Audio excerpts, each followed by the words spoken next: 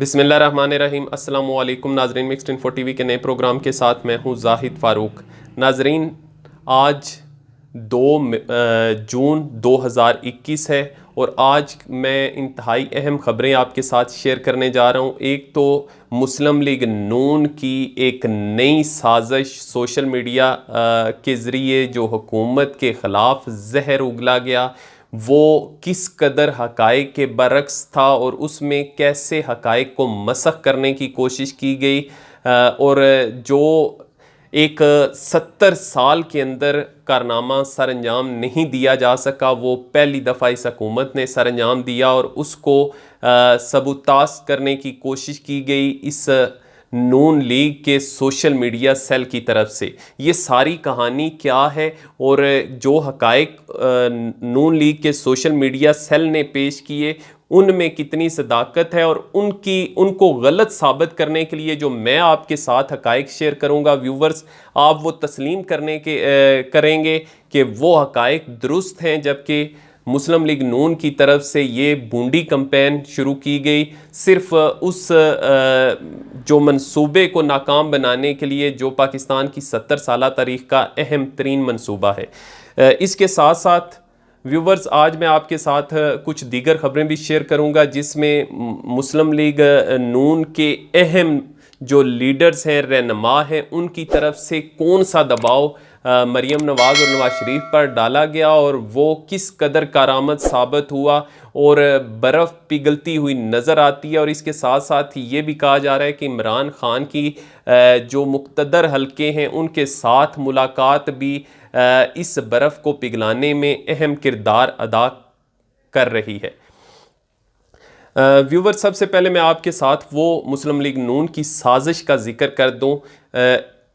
ये पाकिस्तान की 70 साला तारीख़ में पहली दफ़ा हुआ है कि पाकिस्तान में सिंगल नेशनल करिकुलम के लिए हुकूमत ने स्टैंड लिया, यानी एक ही निसाब तमाम अदारों के अंदर पढ़ाया जाएगा। वो जो डिस्पैरिटी थी कि अमीर बच्चों के लिए अलग से ऑक्सफोर्ड का निसाब आता था और गरीब बच्चे जो हैं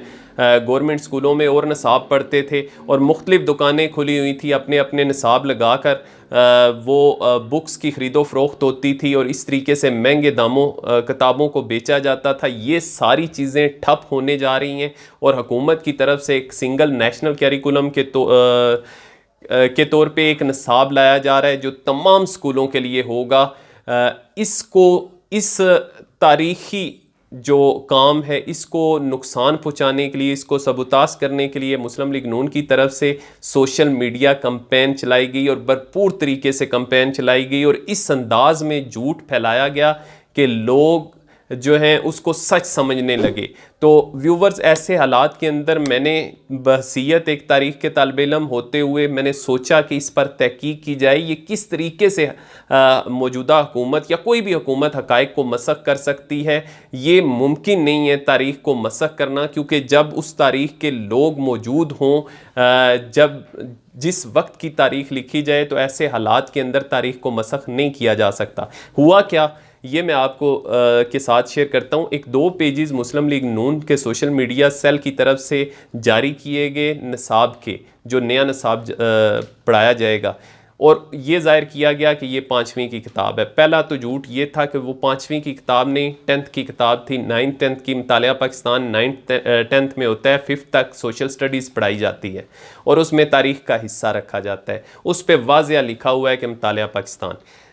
एक झूठ मैं ये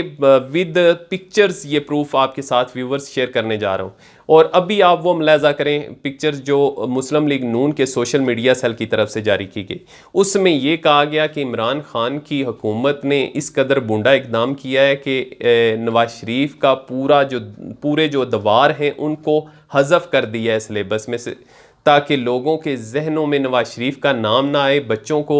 नवाज शरीफ का पता ही ना हो और उसके अदवार का पता ही ना हो। व्यूवर्स, आपका जहन क्या इस बात को तस्लीम करता है कि ऐसा हो सकता है कि पूरे उनके जो अदवार हैं, एक वो शख्स जिसका जो 3 साल का वज़ीर-ए-आज़म रहा हो, चाहे उसके साथ कितना भी इख्तलाफ हो, उसको तारीख़ में से निकाला जा सके और मौजूदा तारीख़ में से निकाला जा सके, ऐसा मुमकिन नहीं है। लेकिन ये कैंपेन लॉन्च की गई। फिर उसके बाद इसको सहारा इस चीज़ का दिया गया कि जो पेजेस सामने रखे गए उसमें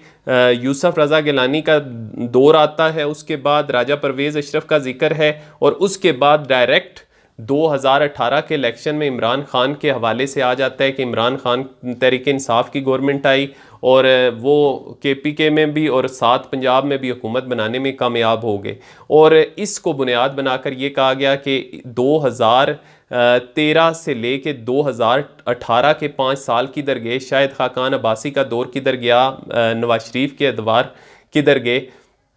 तो ये लोग सच मानने के लिए तैयार हो गए और इस कैंपेन को इस कदर मौसर बनाया गया कि मुस्लिम लीग नून के जो रहनुमा हैं, मुख्तलिफ MNAs हैं या साबक MNAs हैं, उनकी तरफ से भी इसको शेयर किया गया और लोगों को कहा गया कि देखें जी क्या हो रहा है, ये किस तरीके से हुकूमत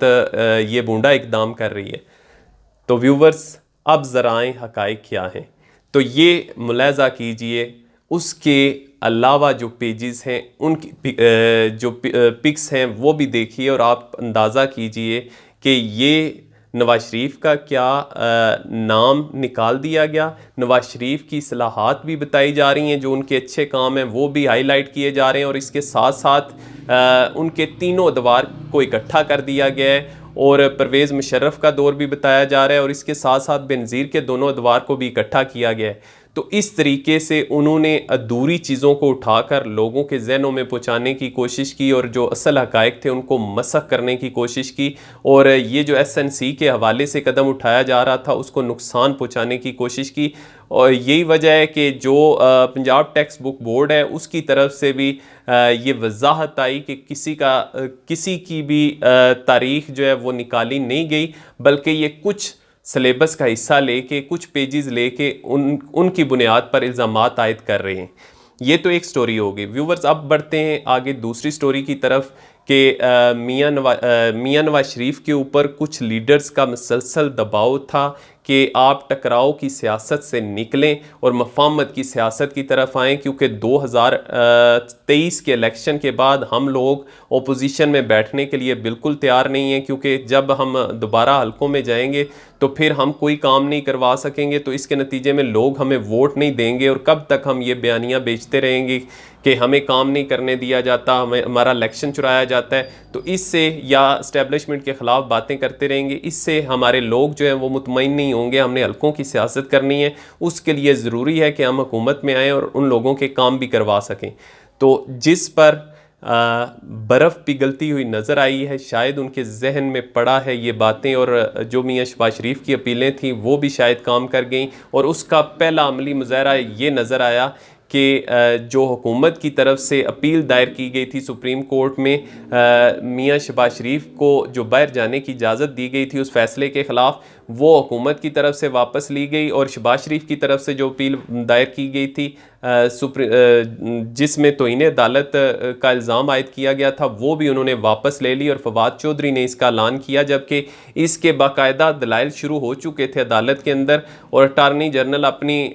दलाइल दे रहे थे। इसी दौरान उन्होंने कहा कि हम ये अपील वापस लेना चाहते हैं।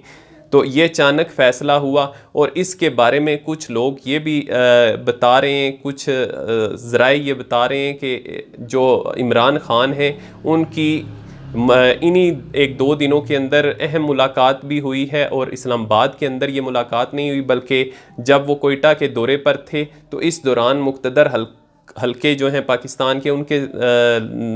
जो उनको होल्ड करने वाले हैं उनके साथ मुलाकात हुई और उनकी तरफ से ये मशवरा दिया गया कि बर्फ़ को थोड़ा पिघलने दें, मामलात को सेटल करें ताकि माशी हवाले से मुल्क के अंदर बेहतरी आए और इसके साथ साथ अवान चलता हुआ नज़र आए, ताकि अगले 2 सालों के अंदर जो आप कानून साजी करना चाहते हैं वो कानून साजी की जा सके। और इसके साथ साथ शहबाज शरीफ को भी ये पैगाम दिया गया, मुस्लिम लीग नून को भी ये पैगाम दिया गया और वो जो मुस्लिम लीग नून मौक़िफ़ रखती थी कि हम अवान को चलने नहीं देंगे, अवान के अंदर हम अपना कोई किरदार अदा नहीं करेंगे, ये जाली असम्बलियाँ हैं, इलेक्शन चुराया गया, उससे हटती हुई आज उस वक्त वक्त नज़र आई जब सेनेट के अंदर जो मुख्तलिफ़ कमेटियाँ थीं उनके जो चेयरमैन मुकर्रर किए गए उसमें मुस्लिम लीग नून का जो हिस्सा था उन्होंने वो वसूल किया और सेनेटर मुशाहिद हुसैन और दूसरे जो कुछ लोग हैं उनको जो मुस्लिम लीग नून के थे उनको चेयरमैन नामज़द किया गया। और इसी तरह MQM पीपल्स पार्टी और PTI के लोग भी जो हैं वो उनको भी चेयरमैन कायमा कमेटी मुकर्रर किया गया। इससे लगता यही है कि आगे चलकर ऐवान की कार्रवाई चलेगी और 2 साल जो रहते हैं उसके अंदर जो मुख्तलिफ़ किस्म के जो भी आइनी तरामीम्स लानी हुई वो लाई जाएंगी और तमाम अवान की जो इंतज़ामात हैं या जो कार्रवाइयाँ हैं वो पूरी तरह चलती रहेंगी। और इसके साथ साथ ये भी नज़र आ रहा है कि मौजूदा हुकूमत जो है वो अगले 2 साल पूरे करेगी, उसके बाद इलेक्शन की तरफ बढ़ा जाएगा। व्यूवर्स, मज़ीद जो भी अपडेट्स होंगी वो आपके साथ शेयर करता रहूँगा, लेकिन अगर आपको हमारी इन्फॉर्मेशन हमारा प्रोग्राम पसंद आए तो मैं आप लोगों से दरख्वास्त करूँगा कि हमारा चैनल ज़रूर सब्सक्राइब कीजिएगा, बेल का आइकन ज़रूर दबाइएगा। मुझे इजाज़त दीजिए, अल्लाह हाफ़िज़।